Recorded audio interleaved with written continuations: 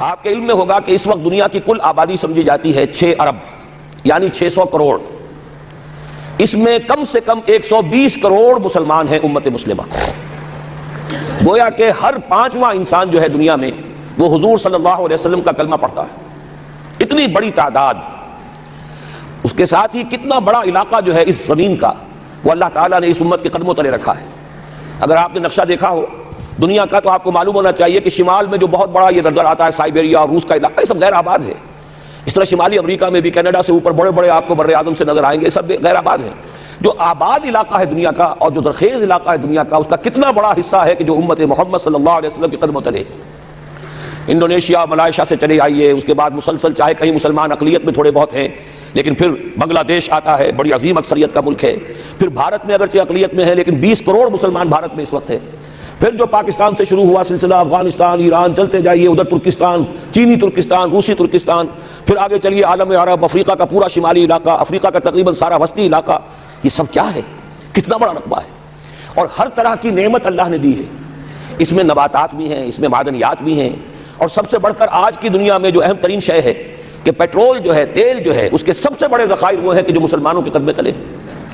اتنی تعداد میں ہونے کے باوجود، اتنے وسائل کے پر بظاہر قابض ہونے کے باوجود، سوال یہ ہے کہ کیا آج دنیا میں امت مسلمہ کو عزت حاصل ہے یا یہ ذلیل ہے؟ اسے غلبہ حاصل ہے یا مغلوب ہے؟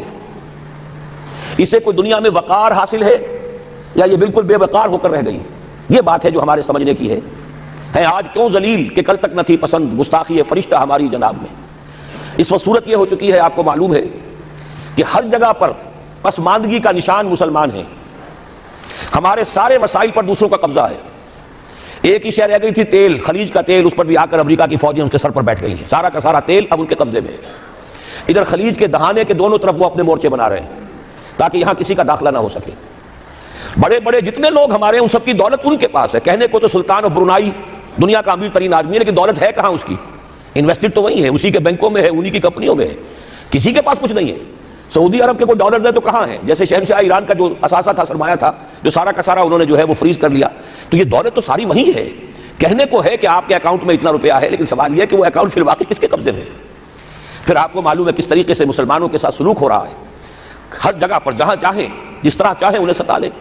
اور ان میں بھی سب سے بڑھ کر جو بات میں آپ سے کہوں گا، آج دنیا میں جتنے بڑے پیمانے پر محمد عربی صلی اللہ علیہ وسلم کی توہین و تذلیل ہوئی ہے، پوری انسانی تاریخ میں نہیں ہوئی. رشدی نے کتاب لکھی، بدترین حملے کیے. کیا رنگیلا رسول کتاب تھی جو لکھی تھی کسی ہندو نے، جس کو کہ ایک مسلمان نے پھر خنجر بھونک کر اور ہلاک کر دیا تھا. وہ تو کچھ بھی نہیں تھی. اس کتاب کو رنگیلا رسول کو 100 سے ضرب دیجئے تو یہ کتاب بنتی ہے سیٹنک ورسز، اور وہ ملینز نہیں بلینز کی تعداد میں شائع ہوئی.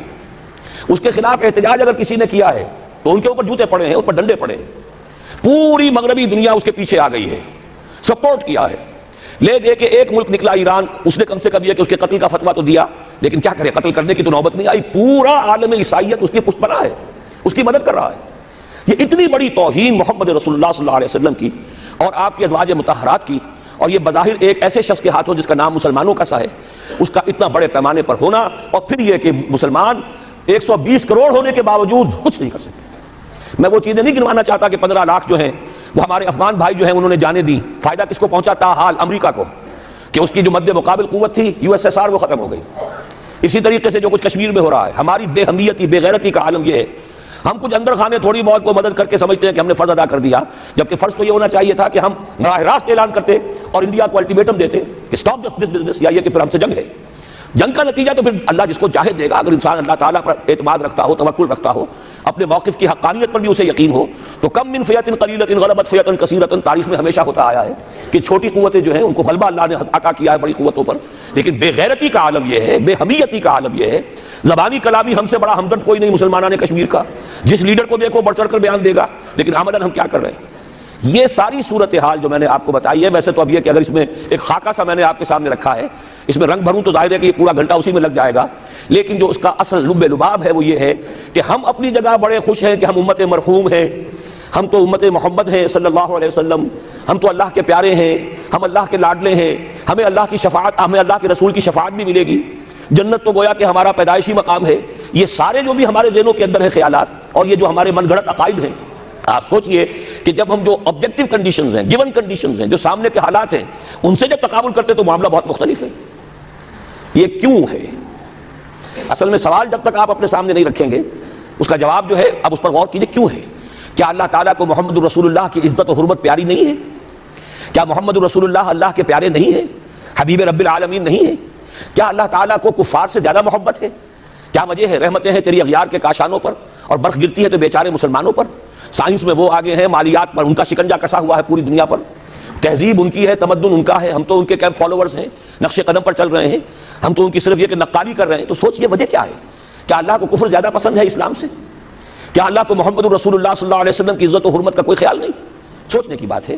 ظاہر بات ہے کہ ان سوالات کا جواب تو ہاں میں آپ نہیں دے سکتے، یقیناً ایسا نہیں ہے. بہرحال وہ کافر ہیں، وہ اللہ کو نہیں مانتے، اللہ کے رسول کو نہیں مانتے. چلیے اللہ کو کسی نام سے مان لیا، گاڈ کہہ دیا، لیکن اللہ کے رسول کو تو نہیں مانتے. ایمان کا سارا دار و مدار تو رسالت پر ہے. اللہ کے اس کلام کو تو نہیں مانتے، اور اس کے باوجود ان کے لیے عزت ہے. رحمتیں ہیں تیری اغیار کے کاشانوں پر، برف گرتی ہے تو بیچارے مسلمانوں پر. یہ ایک لمحہ فکریہ ہے، یہ سوچنے کی بات ہے کہ ایسا کیوں ہے. اس کا جو جواب میں آپ کو دوں گا وہ ذرا سا کڑوا جواب ہے. نوارا تلخ ترمیزن چو ذوق نغمہ کمیابی. بات کہنی پڑتی ہے، جب تک کہ کڑوی بات کہی نہ جائے، حقائق کو دیکھنے کی جرت پیدا نہ کی جائے، مواجہہ نہ کیا جائے، فیکٹس کو فیس نہ کیا جائے، اس وقت تک بات صحیح نہیں ہوگی، اور نہ ہم صحیح تشخیص کر سکیں گے، نہ صحیح تجویز کی طرف ہمارا ذہن منتقل ہوگا. میں بہت سخت بات کہہ رہا ہوں. آج آسمان کے نیچے اس زمین پر عذاب الہی میں گرفتار امت مسلمہ ہے. بالفعل آج ہم امت مرحومہ نہیں ہیں، رحمت والی امت نہیں ہے، امت معذبہ ہیں. آج ہم پر اللہ کا عذاب ہے. وہ کیوں ہے؟ دیکھیے اللہ کا قانون یہ ہے، اور یہ اللہ کی سنت ہے. میں نے اپنی ایک کتاب میں اس پر مفصل بہت مضمون لکھا ہے. قرآن کا قانون عذاب. ایک عذاب تو آیا کرتا تھا ان قوموں پر جن کی طرف اللہ رسول بھیجتا تھا. انا ارسلنا نوحا الی قومہ. اگر رسول کی بات مان لی تو قوم کے لیے بہت خوشحالی ہے، مبارکباد ہے، اللہ کی رحمتوں کے سائے ہیں، اور نہیں مانی تو بربادی ہے، تباہی ہے، خاتمہ ہے. پوری قوم نوح غرق کر دی گئی، پوری قوم عاد ختم کر دی گئی، حضرت ہود کو نہیں مانا. پوری قوم سمود ختم کر دی گئی، حضرت صالح کو نہیں مانا. عمورہ اور صدوم کی بستیاں ختم کر دی گئی، حضرت لوط کو نہیں مانا. آل فرعون غرق کر دیے گئے، حضرت موسیٰ کو نہیں مانا. مدین کے علاقے کو تباہ کر دیا گیا، حضرت شعیب کو نہیں مانا. یہ بات سمجھ میں آ گئی؟ لیکن جب سے نبوت اور رسالت کا سلسلہ ختم ہوا، اس قسم کا عذاب اب دنیا میں نہیں آ سکتا. وما كنا معذبین حتی نبعث رسولا. ایسا عذاب ہم نہیں بھیجتے رہے جب تک کہ رسول کو نہ بھیج دیں. رسول آ گیا، اس نے حق کو بیان کر دیا، بات کو کھول کھول کر مبرہن کر دیا، ہر چیز واضح کر دی، کوئی مغالطے کا امکان نہ رہا. جاء الحق وزهق الباطل. ہر شے جو ہے دودھ کا دودھ، پانی کا پانی جدا ہو گیا. اب بھی جس نے نہیں مانا تو معلوم ہوا اس میں کوئی خیر نہیں ہے، اب خیر کا فقدان ہے. تو اس قوم کو جیسے کہ آپ باغ کے اندر جھاڑو دے کر جب بھی کوئی آندھی چلے تو پتے گرے ہوئے ہوتے ہیں، ان پتوں کو ایک جگہ جمع کر کے دیا سلائی دکھا دیتے ہیں تاکہ یہ پتے جو ہیں یہاں پر بدزیبی کا ذریعہ نہ بنے. تو پوری قوم ہلاک، کالم یغنوا فیہا، ایسے ہو گئے جیسے تھے ہی نہیں. یہ عذاب اب نہیں آئے گا، اس لیے کہ آخری نبی، آخری رسول محمد الرسول اللہ صلی اللہ علیہ وسلم. اب آج جو عذاب آتا ہے، دیکھیے کافروں کے لیے عذاب اصل میں آخرت میں ہے. دار العذاب، دار الجزا، وہ تو آخرت ہے، یہ تو دار الامتحان ہے. اب جو عذاب آتا ہے وہ اس قوم پر جو ہو تو حامل کتاب الہی، شریعت خداوندی کی کسٹوڈین، اللہ کے رسول کی نام لیوا، اس کے ساتھ عشق کا دعویٰ کرنے والی، عمل اس کے برعکس ہو. حالانکہ اللہ نے اگر اسے وہ مقام دیا، اللہ نے اس کی طرف رسول بھیجا اور اسے رسول کے امتی بننے کا شرف عطا کیا، اسے اپنا کلام دیا، کتاب دی، اسے اپنی شریعت دی، تو کس لیے دی؟ تاکہ اس پر خود بھی عمل کریں، اسے دوسروں تک بھی پہنچائے. وہ گویا کہ اس روئے ارضی پر وہ امت، وہ قوم اللہ کی نمائندہ قوم ہوتی ہے، ریپرزنٹیٹو ہوتی ہے. اے انسانوں، ہمارے پاس ہے تمہارے خالق اور مالک اور پروردگار کا قانون، ہمارے پاس ہے اس کی ہدایت، ہمارے پاس ہے اس کی کتاب، ہمارے پاس ہے اس کے رسول کا اسوہ. آؤ ہماری طرف، ہمیں جانچو، ہمیں پرکھو، ہمیں دیکھو، ہم واقعتاً اسی کتاب کے مطابق چل رہے ہیں نا. دیکھ لو ہم جو کہتے ہیں وہی کرتے ہیں نا. وہی بات تو نہیں ہے کہ لما تقولون ما لا تفعلون، کبر مقتا عند اللہ ان تقولوا ما لا تفعلون. آؤ دیکھو ہم نے اس کتاب کے مطابق، اللہ کی ہدایت کے مطابق کیسا اچھا معاشرہ بنایا ہے، کیسا انصاف ہے، کیسا امن ہے، کیسا بھائی چارہ ہے، کیسی اخوت ہے. آؤ دیکھو ہمارے ہاں تقسیم دولت کا نظام کتنا صحیح ہے. ایسا نہیں ہے کہ کوئی جو ہے اسے دولت کی بدہضمی ہو رہی ہو اور کوئی وہ ہے کہ جو بھوکا مر رہا ہو، ایسا نہیں ہے. دیکھو ہمارے ہاں انسانی شرافت، انسانی عزت، انسانی پریسٹیج اور انسان کی حقوق بہتر سے بہتر شکل میں موجود ہیں، حریت ہے، آزادی اظہار رائے ہے، سب کچھ ہے۔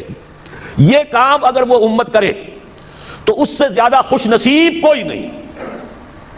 پھر دنیا میں اس کو غلبہ ہوگا، دنیا کی خلافت اس کو دی جائے گی، دنیا کی امامت اس کو دی جائے گی، دنیا کی قیادت اس کو دی جائے گی۔ جیسے کبھی اقبال نے کہا تھا کہ سبق پھر پڑھ شجاعت کا، عدالت کا، صداقت کا، لیا جائے گا تجھ سے کام دنیا کی امامت کا۔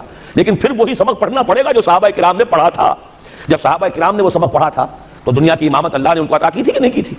اگر تو اس کے مطابق عمل ہے تو ان سے زیادہ اللہ کو محبوب کوئی نہیں۔ اور اگر طرز عمل برعکس ہو جائے، کہیں کچھ اور کریں کچھ اور، کہیں یہ کہ قرآن پر ہمارا ایمان ہے اور اس کے قانون کو نافذ نہ کریں، کہیں یہ کہ ہماری تو محبوب ترین شخصیت محمد ہیں اور ان کی سنت کے اوپر عمل نہ کریں صلی اللہ علیہ وسلم، قرآن نے جس شے کو حرام کیا ہے اس پر اس کا استعمال کر رہے ہوں، اگر طرز عمل یہ ہو اور یہ طرز عمل اس حد کو پہنچ جائے کہ دنیا تانے دے یہ مسلمان کہاں اسلام، دنیا میں ہمیں دکھاؤ کہاں اسلام، یہ مسلمان کیا اسلام پر کاربند ہیں؟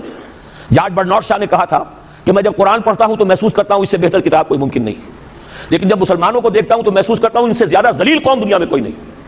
یہ کنٹراسٹ ہے جو اپنے وجود سے پیش کر رہے ہیں۔ کیا اس کی وجہ سے لوگ اسلام کی طرف راغب ہوں گے یا اسلام سے متنفر ہوں گے؟ کیا ہمارا منہ ہوتا ہے ہم باہر جاتے ہیں، اسی لیے ہم تو تبلیغ، میں تو کم سے کم وہاں جا کر جو مسلمان کھوئی ہوئی بھیڑیں ہیں امت محمد صلی اللہ علیہ وسلم کی، انہی کو ریکلیم کرنے کی کوشش کرتا ہوں، جیسے کہ حضرت مسیح نے کہا تھا میں تو بنی اسرائیل کے گھرانے کی کھوئی ہوئی بھیڑوں کی تلاش میں آیا ہوں۔ میرا منہ نہیں ہے کہ میں وہاں کسی امریکن سے بات کروں، وہ یہ کہے گا تم اپنا گھر تو سنوارو، فزیشین ہیل تھائی سیلف۔ تم ایک چھوٹا سا ملک نہیں چلا سکتے، تم نے اس کا بیڑا غرق کر کے رکھ دیا ہے، تم نے اسے کورٹ آف وارڈ بنوا دیا ہے آئی ایم ایف کا۔ ہاں یہاں تو گھڑی گھڑی جو ہے قرقمین آتے ہیں آئی ایم ایف کی اور ورلڈ بینک کی قرقی کرنے کے لیے، ہر روز ایک نئی قرقی ہو رہی ہے، ہر روز جو ہے آج پھر گاڑیوں کا کرایہ بڑھ رہا ہے، بجلی کا کرایہ بڑھ، قرقی ہو رہی ہے۔ عوام کے اندر جو بھی راس آ رہ گیا اسے بھی چوسنے کا اور کشید کرنے کے لیے، ایک حکومت کو گرا دو وہ تو بدنام کر دی گئی، دوسری حکومت لے آؤ اس کے ہاتھ میں کچھ کام کروا لو وہ بدنام ہو جائیں گے تو ان کو بھی ہٹا دینا۔ ان کا کیا کھیل ہے؟ یہ کھیل کھیلتے رہیں گے اور اس میں یہ ہے کہ اپنی قرقیاں کرتے چلے جاؤ۔ یہ حال اب کیا میرا منہ ہے کہ میں جا کر وہاں بات کروں؟ تم اپنے گھر کو دیکھو، تم اپنے ملک کو دیکھو، ایک وہ ہے جنہیں تصویر بنا آتی ہے، ایک تم ہو کہ لیے اپنی بھی صورت کو بگاڑ۔ ایک ہی ساتھ تم آزاد ہوئے تھے، ہندو بھی تھے کہ نہیں تھے؟ انہوں نے اس ملک کو بنایا ہے، اپنی معیشت کو، اپنی اکانومی کو اپنی بنیادوں پر، اپنے پاؤں پر، اپنے پیروں پر کھڑا کیا ہے۔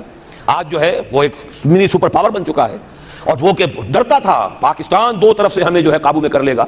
پہلے تقریباً 20 برس جو ہے ہندوستان کے، بھارت کے کانپتے ہوئے گزرے ہیں پاکستان سے، اب 30 برس سے جو صورتحال ہے وہ آپ کو معلوم ہے۔ تو صورت یہ ہے کہ جب کوئی قوم جو امت مسلمہ ہو یہ طرز عمل اختیار کرتی ہے تو عذاب اس پر آتا ہے۔ بڑی کڑوی بات ہے، آج عذاب کفار پر نہیں آ رہا، وہ تو اللہ تعالیٰ ان سے آخرت میں نبٹ لے گا، اور آخرت تو ہے ہمیشہ کی، بڑا سو عذاب تو وہی کا ہے۔ وَالْعَذَابُ الْآخِرَةِ أَكْبَرُ لَوْ كَانُوا يَعْلَمُونَ۔ دنیا میں کفار پر عذاب آتا تھا جب کوئی رسول بھیج دیا جائے، اب رسول آئے گا نہیں، لیکن اب دنیا میں جو عذاب آتا ہے وہ مسلمان امت پر آتا ہے۔